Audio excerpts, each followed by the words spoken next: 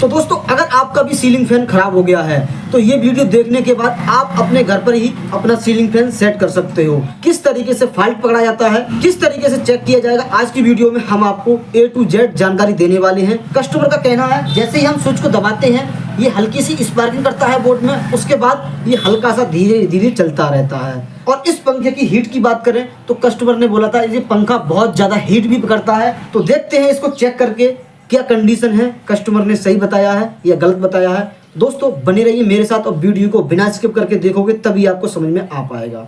हम आपको A to Z जानकारी देने वाले हैं इस वीडियो में। इस वीडियो में हम आपको पंखे को चेक करके दिखाएंगे, पंखे में करंट आ रहा है या नहीं आ रहा है वो भी हम आपको चेक करके दिखाएंगे इस वीडियो में। और ये पंखा कितनी स्पीड से चलेगा हम आपको वो भी बताने वाले हैं। अगर जरूरत पड़ी इस पंखे को खोलने की तो हम इस पंखे को आपको खोल के भी दिखाने वाले हैं।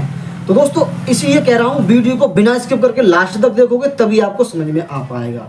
तो चलते हैं, आपका ज़्यादा समय ना लेते हुए करते हैं वीडियो को स्टार्ट। नाम मेरा शिव कुमार है और आप देख रहे हैं ओम टेक 11।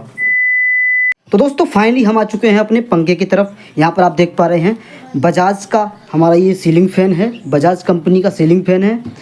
तो चलिए सबसे पहले हम आपको इसको चेक करके देखते हैं इसमें हमारा पंखा किस तरीके से ये वर्क कर रहा है।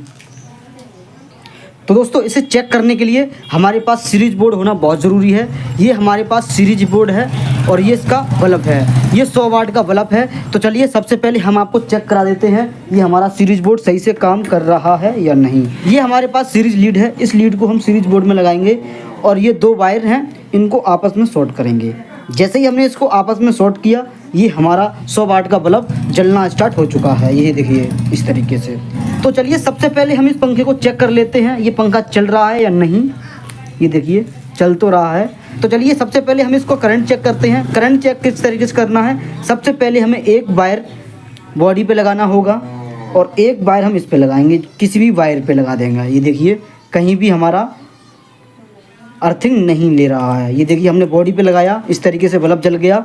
और हम किसी भी वायर पे लगाएंगे हमारा कोई भी अर्थिंग वायर नहीं दे रहा है, तो इसका मतलब करंट तो नहीं है, ये पंखा बिल्कुल सही है। तो कस्टमर का कहना था इसमें स्पीड भी कम आ रही है और ये पंखा हीट बहुत ज़्यादा पकड़ रहा है। तो चलिए अब हम इसको सबसे पहले इसको घुमा कर देखते हैं। ये देखिए हमारा ये सीलिंग फैन घूम भी सही रहा है, यहाँ पर आप देख पा रहे हैं ये सही से घूम रहा है, कोई भी किसी तरीके से कोई भी गतिविधि नहीं है। लेकिन इसमें हल्की सी आवाज़ आ रही है, ये देखिए हल्की सी इसमें आवाज़ आ रही है। तो दोस्तों ये पंखा हमारा सही से काम कर रहा है, मतलब कि चल रहा है।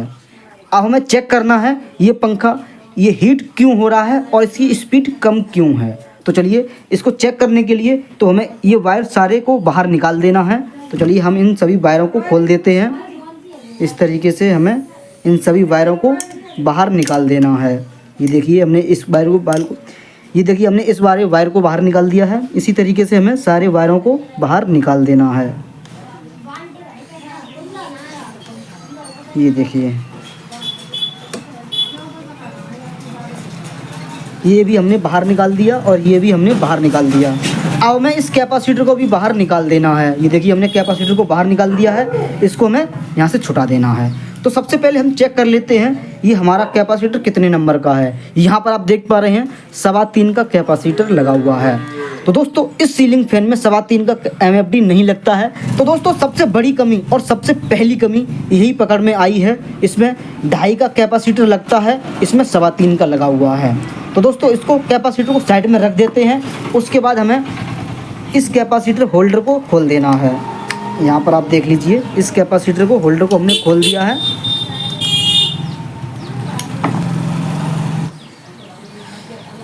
ये देखिए हमने बाहर निकाल दिया इस कैपेसिटर होल्डर को। अब हमें करना क्या रहेगा, इन सभी वायरों को फिर से टेस्टिंग कर लेना है ये सही से वर्क कर रहे हैं या नहीं। तो चलिए इसको चेक करने के लिए फिर से हमें सीरीज बोर्ड को उठाना होगा। तो दोस्तों यहाँ पर हम फिर से लेकर आ चुके हैं सीरीज बोर्ड। तो दोस्तों फिर से हम सीरीज लीड को इसी तरीके से लगा देना है जिस तरीके से हमने पहले लगाई थी। अब हमें एक एक करके इन सभी तारों को चेक कर लेना है। सबसे पहले हम पीला और हरे पे लगाएंगे। ये देखिए हल्की सी आवाज़ भी कर रहा है और ये हमारा बल्ब भी जल रहा है। अब हम पीला और लाल पे लगाएंगे। ये देखिए फिर भी आवाज़ कर रहा है और हल्का सा आवाज़ के साथ साथ बल्ब भी जल रहा है। अब हमें करना क्या रहेगा, हरा और लाल पे लगाएंगे। यहाँ पर आप देख पा रहे हैं इस पर आवाज़ तो कर रहा है लेकिन बल्ब भी कम जल रहा है। तो इसका मतलब क्या हुआ, ये वाला हमारा पीला वाला कॉमन हुआ और ये वाला हमारा स्टार्टिंग और रनिंग की कॉइलें हो चुकी हैं। तो अब हमें करना क्या रहेगा, अब हमें यहीं पे हमें करंट को चेक कर लेना है। करंट को चेक करने के लिए फिर से हम एक वायर बॉडी पे लगाएंगे और सीरीज लीड का वायर हम एक एक करके तीनों वायर पे चेक कर लेते हैं। यहाँ पर आप देख लीजिए कोई भी किसी भी तरीके से करंट नहीं आ रहा है। तो दोस्तों इसमें करंट भी नहीं है और इसमें कोई भी किसी भी तरीके की अर्थिंग नहीं है। अब हमें करना क्या रहेगा, कस्टमर बोल रहा था इसकी स्पीड बहुत धीमी है और कस्टमर को बोलने के साथ साथ इसमें 3.25 की MFD लगी हुई थी। अब हमें इस पंखे को ना खोलना चाहते हुए भी हमें ये पंखा खोलना ही पड़ेगा। क्यों खोलना पड़ेगा, क्योंकि इसमें 3.25 की MFD लगी हुई है, इसमें 2.5 की MFD लगती है। अगर इस कैपेसिटर के माध्यम से कोई भी कमी बनी होगी तो इसकी स्टार्टिंग की कॉइल जल चुकी होगी। तो देखते हैं क्या निकलता है। तो सबसे पहले हमें इन तीनों नटों को खोल देना है, 1 2 3, हमें इन तीनों नटों को खोल देना है। यहाँ पर आप देख पा रहे होंगे इस तरीके से हमने एक खोल दिया और इसी तरीके से हम इस वाले नट को भी खोल देते हैं। यहाँ पर आप देख लीजिए, ये देखिए ये खोल दिया हमने।